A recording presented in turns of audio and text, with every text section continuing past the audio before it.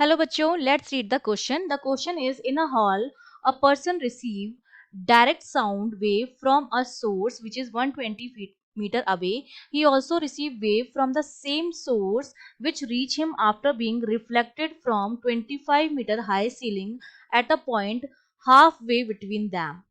The two waves interfere constructively for wavelength in meters. तो हमें क्या बताने हैं, इनकी वेवलेंथ बतानी है अगर कंस्ट्रक्टिव इंटरफेरेंस हो रहा है तो देखिए की कॉन्सेप्ट में सबसे पहली चीज तो हमें पता होनी चाहिए कि अगर किसी भी सोर्स से दो वेव जा रही हैं और उन दोनों के बीच में कुछ डिफरेंस है, उनके पाथ में कुछ डिफरेंस है, तो वो वेव क्या करती हैं, इंटरफेरेंस करती हैं और इंटरफेरेंस करके वो हमें क्या देती हैं, मैक्सिमा और मिनिमा देती हैं। ठीक है, अब जो मैक्सिमा वाला कंडीशन होता है वो कंस्ट्रक्टिव इंटरफेरेंस होता है, ये वाला जो होता है वो कंस्ट्रक्टिव होता है और मिनिमा वाला जो होता है वो डिस्ट्रक्टिव होता है। ठीक है, हमसे यहाँ कंस्ट्रक्टिव की बात की जा रही है, तो मैक्सिमा के लिए जो कंडीशन होती है पार्ट डिफरेंस की डेल्टा एक्स वो एन लैम्डा के बराबर होती है। ठीक है, तो अब देखिए कंडीशन जो है वो कुछ इस तरह की दे रखी है कि सपोज ये मेरे पास सोर्स है एस, यहाँ पर कोई पर्सन खड़ा है पी, इन दोनों के बीच की डिस्टेंस जो है वो हमें दे रखी है 120 मीटर। ठीक है, इनके यहाँ पर हाफ वे से यहाँ पर कोई पॉइंट है जो सीलिंग का पॉइंट है जिसको हमने मान लिया है ओ। ठीक है, तो मतलब ये 60 मीटर हो गया और ये भी क्या हो गया, 60 मीटर हो गया। एक वेव तो डायरेक्ट जा रही है इस तरह से इस पर्सन को, और एक वेव पहले तो जा रही है सीलिंग पर, वो मेरा सीलिंग है, और फिर सीलिंग से रिफ्लेक्ट होकर फिर इस पर्सन को मिल रही है, तो इस तरह से जा रही है। तो ये पहली वेव है और ये दूसरी वेव आ रही है।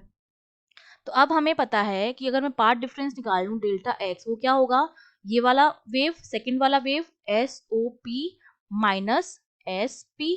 अब एस ओ पी की अगर मैं वैल्यू निकालूं तो देखिए ये वाली जो है सीलिंग की जो हाइट दे रखी है वो हमको गिवन है, कितनी हाइट है, 25 मीटर। तो ये वाली वैल्यू मुझे पता है ये 25 मीटर है और ये 60 मीटर है, तो पाइथागोरस थ्योरम से एसओ की वैल्यू मैं निकाल सकती हूँ, ये कितनी आएगी, रूट ऑफ 60 का स्क्वायर प्लस 25 का स्क्वायर, और जितना एसओ आएगा उतना ही ओपी आएगा, सिमेट्रिकल है क्योंकि मिड पॉइंट से सिमेट्रिकल है, इतना ही मेरे पास, मतलब जो एस ओ जो होगा वो ओपी के क्या आएगा, बराबर आएगा। तो डेल्टा एक्स की जब मैं वैल्यू लिखूंगी तो एस ओपी मेरे पास कितना आ जाएगा, ट्वाइस ऑफ रूट 60 का स्क्वायर प्लस 25 का स्क्वायर माइनस 120। तो डेल्टा एक्स यहाँ से सॉल्व करने में मेरे पास आएगा 130 माइनस 120, ये मेरे पास आ गया 10 मीटर। अब मुझे पता है कि मैक्सिमा की जो कंस्ट्रक्टिव इंटरफेरेंस की कंडीशन क्या होती है, डेल्टा एक्स जो है मेरा वो एन लैम्डा के ऑर्डर का होना चाहिए। तो एक इक्वेशन तो मेरे पास ये है, एक इक्वेशन मेरे पास ये है, तो दोनों इक्वेशन से मैं कह सकती हूँ कि मेरा जो 10 है वो एन लैम्डा के बराबर है। तो लैम्डा मेरा किसके बराबर हो जाएगा, 10 अपॉन एन के बराबर हो जाएगा।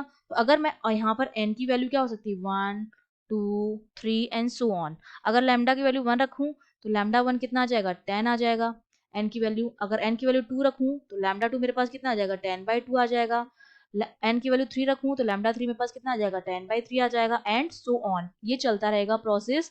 दैट मीन्स हमारा जो ए ऑप्शन है वो हमारा करेक्ट हो जाएगा, 10 10/2 10/3 10/4 एंड सो ऑन। तो ए ऑप्शन हमारा करेक्ट हो गया। I hope you understood well, all the best.